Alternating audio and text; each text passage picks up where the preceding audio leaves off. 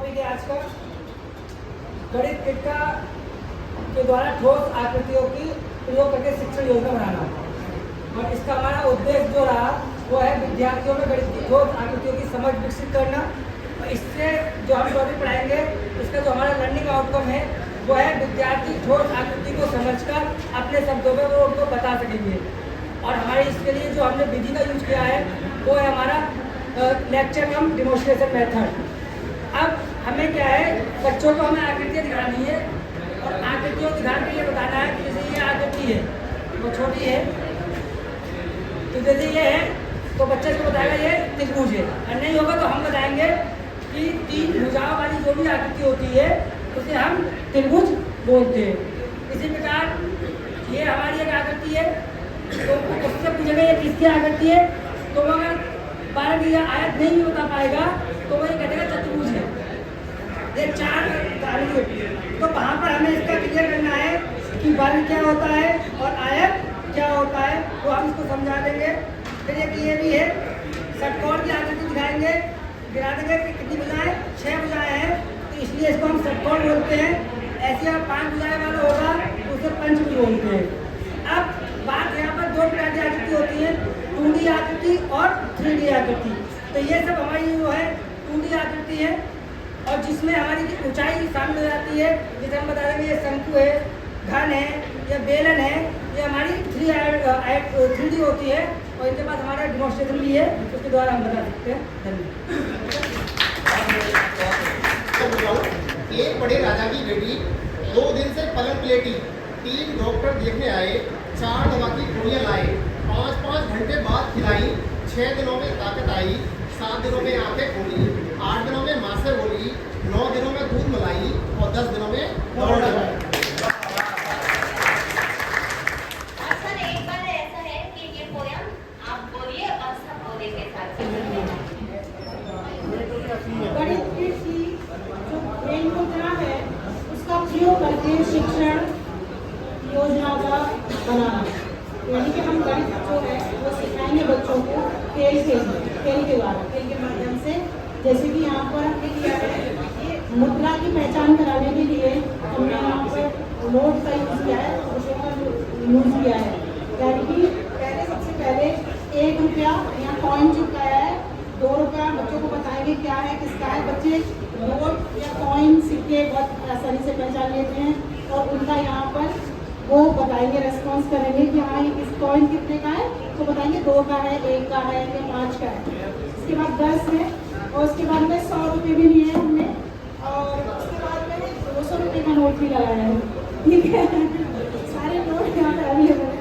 उसके बाद में मुद्रा की मदद से इसी की सहायता से हम जोड़ करेंगे। ठीक है, नोटों का बच्चों से आप करेंगे 10-10 के नोट अगर उनको देंगे आराम से बता देंगे 20 रुपये हो गए हैं, है ना, या फिर 20-15 रुपये देंगे उनको, 10 का नहीं 5 का नहीं, कितने हो गए बेटे, तो फटाफट बताएंगे। इस बारे में उसके को नो डाउट कि बच्चा यहाँ कोई कंफ्यूजिंग कर सकता है, वो नोट फटाफट से एडिशन करके बता देगा ये है। फिर वहाँ नंबर के द्वारा हम बच्चों को नंबर से भी मतलब सिखाएंगे।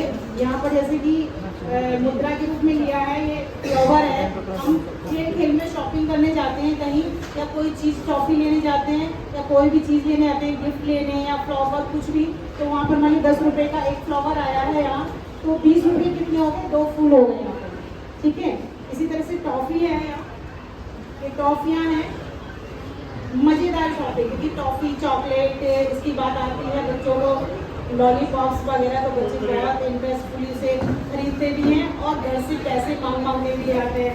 तो टॉफ़ी कितने रुपए की आई है यहाँ पर, देखिए 10 रुपये की एक टॉफ़ी है, चॉकलेट महंगी वाली चॉकलेट टॉफ़ी है ये, वो 1 रुपये वाली नहीं है, 10 रुपये वाली चॉकलेट वाली है, किट कैट है ना, वो हमने लिखा नहीं है, बस सर्वेंटी में थोड़ा सा यहाँ मिस्टेक हो गया। ये आपका टेबल लैंप है, 500 रुपीज़ का टेबल लैंप है ये, जो बच्चे खरीद के लाए हैं मेरे कहीं मार्केट से। इसके बाद में फिर से टॉफ़ी है जो चॉकलेट वाली है और उसके अंदर कैडबरी का कुछ डला हुआ मिल्क, डेयरी मिल्क का, तो वो ब्रांडेड है, तो इसलिए 200 रुपीज़ की है वो। ठीक है, तो इस तरह से वो पहचान करेंगे मुद्राओं की, इसके साथ जोड़ भी सीखेंगे और जोड़ के साथ साथ वो सब अपनी डेली जो लाइफ होती है प्रयोग करेंगे। Thank you. बच्चे जो है बच्चे को जो स्थायी ज्ञान होता है वो पहले उसको जो है सरल ही सिखाना होता है, फिर वो कठिन की ओर धीरे धीरे बढ़ता है।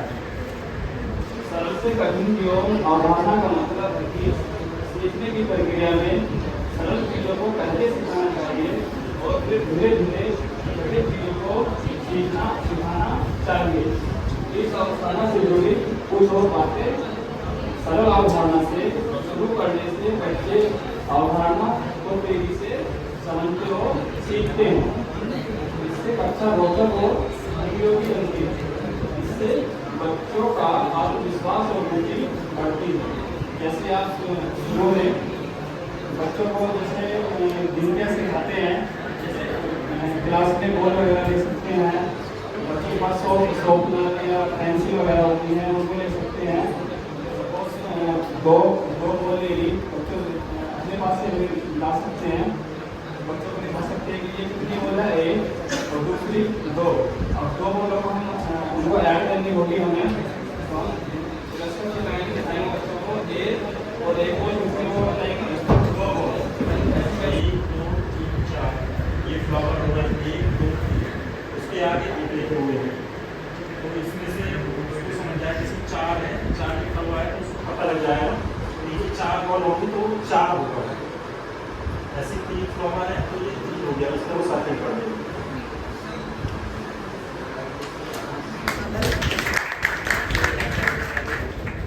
नेक्स्ट ग्रुप किसी घटना, अवधारणा, सिद्धांत को उदाहरण देकर प्रदर्शित किया जाता है। जैसे हमारा एक टॉपिक है आधुनिक क्रम, इसको हम प्रदर्शित करेंगे।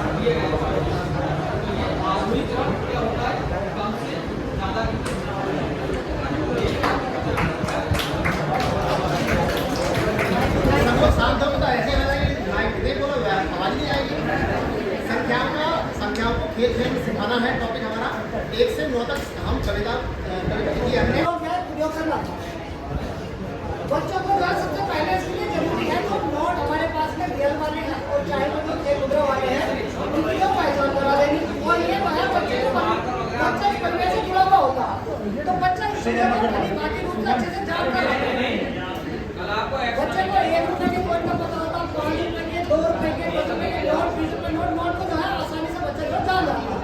और बस केवल तो क्या करना है जो उसका पूर्व ज्ञान है उसे आप उसके अनुभव और व्यवहार में ला करके जो है बच्चे को जो सिखाना।